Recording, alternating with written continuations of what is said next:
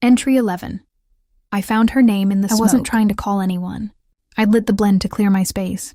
Nothing special. Mugwort, ash bark, a pinch of crushed lavender. Just to settle the room, clear the static. The bowl cracked slightly as the herbs caught flame, then settled into smoke. It curled slow. Thick. Hung in the air like breath caught between words. I sat with it. And then it changed. The smell deepened, not burnt but wet, like earth that had held tears. My breathing slowed without meaning to. The world didn't go quiet, it went still. And then a shape moved through the smoke. Not visual, not a face, but something behind my eyes. Like a word being formed inside me. A name, Elin Wren. Clear. Soft. Like someone whispering it into my skin, not my ear. I didn't speak. I didn't dare. Because I knew, without doubt, that name didn't come from me. And when I opened my eyes fully, the smoke shifted again, spelled nothing visible. But the feeling of the name clung to the room. Like something had just arrived, or maybe never left. I didn't say the name aloud. That's the first rule. If you didn't ask for it, don't speak it yet. I wrote it down. Elin Wren. I didn't recognize it. Didn't know anyone by that name. But it felt anchored. Like it belonged to something old and unfinished. The next day I searched. Not a full internet hunt. Just a few keywords and a local archive site. I almost gave up. But in a forgotten newspaper scan from 1831, there it was. Elin Wren of Barry, known locally for herbcraft and midwifery, passed under unknown causes. No family claimed the body. She was buried outside the parish gate. That was all. No photo, no birth record, no known descendants, just discarded memory, and a name that surfaced again, nearly 2 centuries later in my smoke. I felt it behind my ribs. The way you feel thunder before the rain. This wasn't just a name. It was an echo.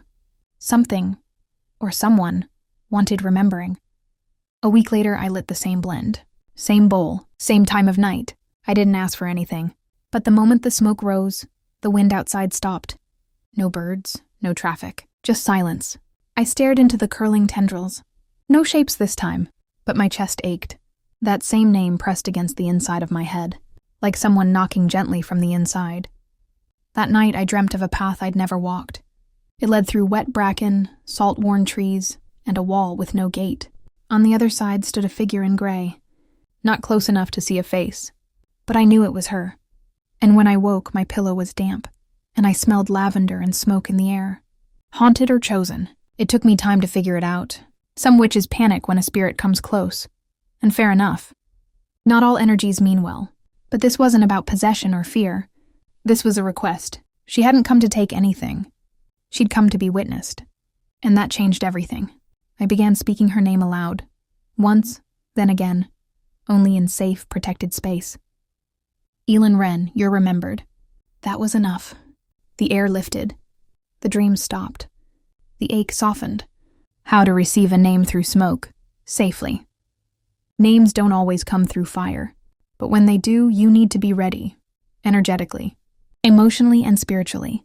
Here's what I do now before any smoke work where I might open a channel. 1. Ground first. If your energy is floating, you'll attract noise. Settle your body. Touch the floor, breathe. 2. Protect your space. A salt ring, an ash line, or a white candle at each corner.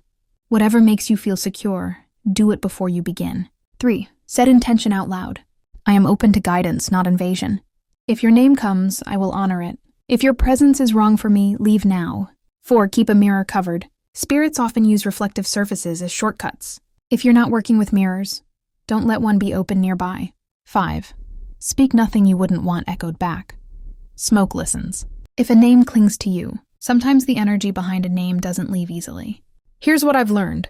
Don't call it out repeatedly. That strengthens the thread. Speak once with intention. No chanting unless you want a door open. Use earth to anchor it.